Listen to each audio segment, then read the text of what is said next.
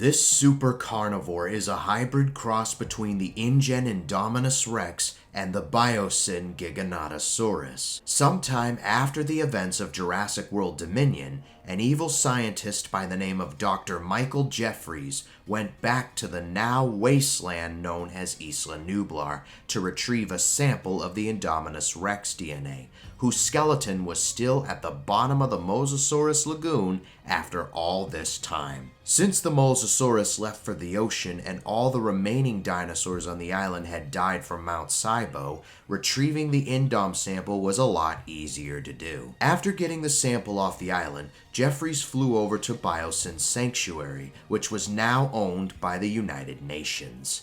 When he got there, he immediately went to the center of the valley, and sure enough, what remained of Zeb the Giganotosaurus was there. He took a sample of Zeb's DNA and brought it back to his lab. Hybridization was now illegal as of the 2018 Lockwood Manor incident and the 2015 Isla Nublar incident, and Jeffries knew he needed to be careful.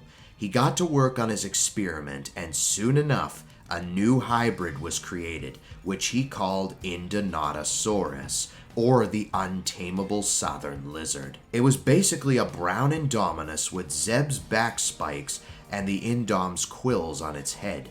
It was about 29 feet tall, 58 feet long, and weighed about 9 tons.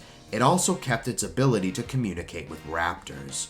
To experiment on the communication, Dr. Jeffries met up with Soyona Santos, who had recently escaped from prison, to have the hybrid communicate with her Atrociraptors. The experiment worked, but a little too well.